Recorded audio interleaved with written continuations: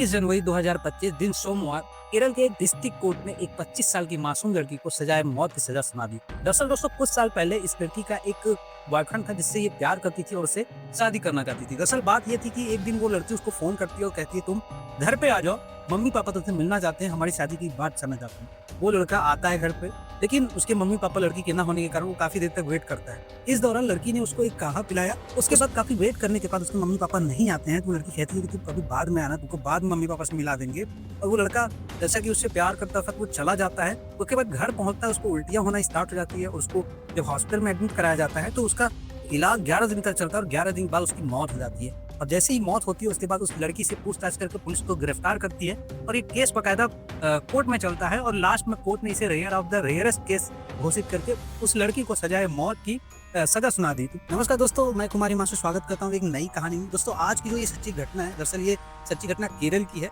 केरल में एक लड़की थी जिसका नाम ग्रीष्मा था। वो एक प्राइवेट कॉलेज में पढ़ाई करती थी और वहीं एक पास में कॉलेज था, सेरेन नाम का एक लड़का वहाँ पढ़ाई करता था। वो बीएससी थर्ड ईयर का स्टूडेंट था और कॉलेज आते जाते इन दोनों की मुलाकात हुई।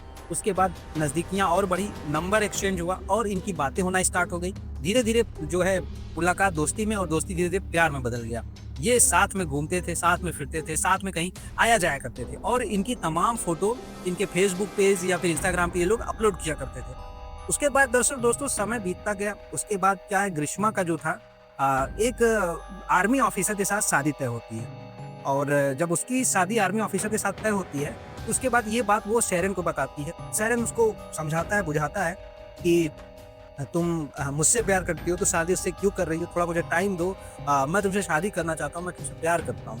लेकिन जो ग्रीष्मा थी वो नहीं मानती है और उसको कहीं ना कहीं ये बात लग रहा था कि जो सेरेन है वो उतना अच्छी उसकी लाइफ नहीं दे सकता, उसको उतना अच्छा से नहीं रख सकता जितना कि वो आर्मी ऑफिसर जिससे उसकी शादी तय हुई थी। लेकिन सेरेन उससे प्यार करता था तो वो उसको छोड़ नहीं पा रहा था और फाइनली जो ग्रीष्मा थी उससे छुटकारा पाने के लिए एक चाल चलती है, एक प्लान बनाती है। दरअसल दोस्तों अब ग्रीष्मा को लगा कि सेरेन नहीं समझेगा, अब उसको रास्ते से हटाना ही पड़ेगा। दरअसल दोस्तों अब वो जो ग्रीष्मा थी वो सेरेन को एक रात को कॉल करती है कि सेरेन मैं तुमसे शादी करना चाहती हूँ और घर वाले इस बात पे राजी हैं, तुम मेरे घर चले आओ, मम्मी पापा तुमसे मिलना चाहते हैं। सेरेन ये बात सुन के काफी खुश होता है कि अब फाइनली मैं ग्रीष्मा से शादी कर लूंगा और ये तमाम चीजें सोच के वो ग्रीष्मा के घर पहुंचता है। लेकिन जब घर पहुंचता है तो उस घर में कोई नहीं था, सिर्फ ग्रीष्मा थी।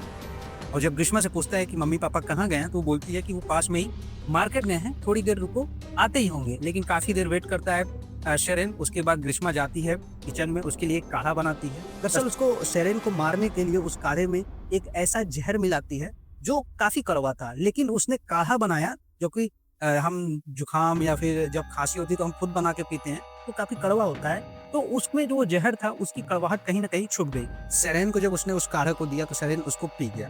उसके बाद जब उसने काढ़ा पूरा पी लिया तो सेरेन को ग्रीष्मा बोलती है कि आज मम्मी पापा को काफी लेट हो जाएगी, तुम चले जाओ अपने घर और कभी और हम बुला लेंगे तुमको, किसी और दिन आ जाना, मम्मी पापा से मिल लेना।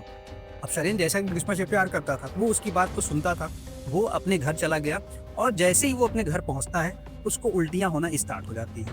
जब उसको उल्टी होना स्टार्ट होती है तो उसकी तबीयत धीरे धीरे बहुत ज्यादा बिगड़ने लगती है। और सेरेन के भाई को ये पता था कि जो सेरेन है वो अभी ग्रीष्मा से मिलके आ रहा है और वो फोन करता है ग्रीष्मा को, कहता है कि मेरे भाई ने वहाँ पे कुछ तुम्हारे साथ ऐसा कुछ खाया था क्या जिससे उसकी तबीयत खराब हो गई। ग्रीष्मा इस बात से तुरंत मना कर देती है और कहती है वो मेरे साथ ऐसा कुछ भी नहीं खाया, वो शायद रास्ते में कुछ ऐसा खाया जिससे उसका डाइजेशन सिस्टम खराब हो गया हो, उसको ना पचा हो।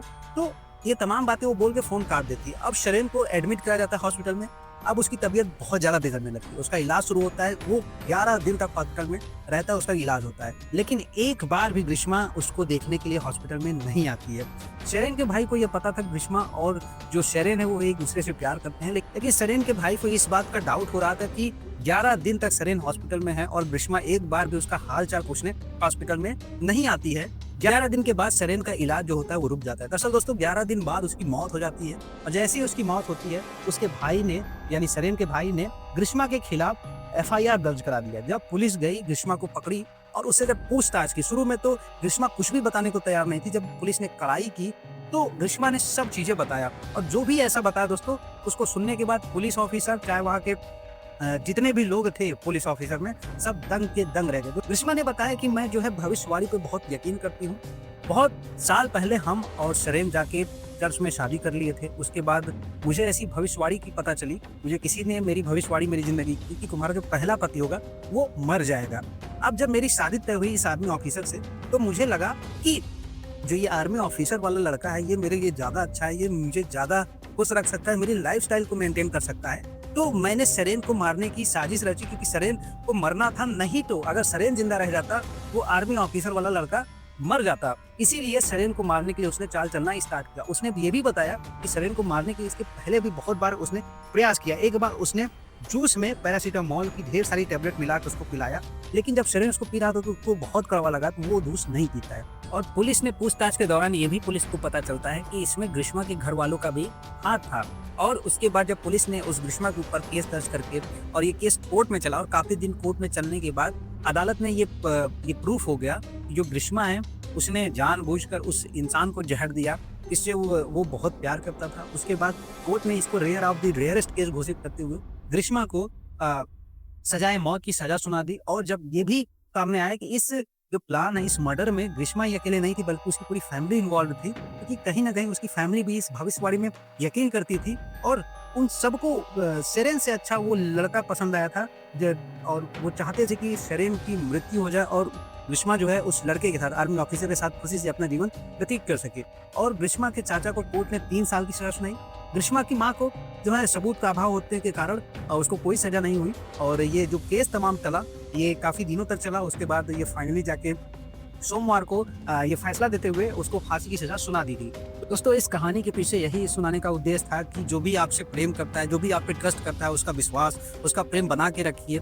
क्योंकि अगर ऐसे ही जो प्रेम है और जो विश्वास है तार-तार होते रहे, तो कोई भी लड़का या कोई भी लड़की किसी पे विश्वास या किसी से प्रेम नहीं करेगी। दोस्तों, आज की जो कहानी सुनाने का उद्देश्य था किसी की भावनाओं को ठेस पहुंचाना नहीं, बल्कि आपको समाज में हो रहे जो भी तमाम घटनाएं उनसे सचेत करना है। तो इस कहानी में इतना ही। मिलते हैं एक नए वीडियो में एक नई कहानी के साथ। तब तक ये जय हिंद।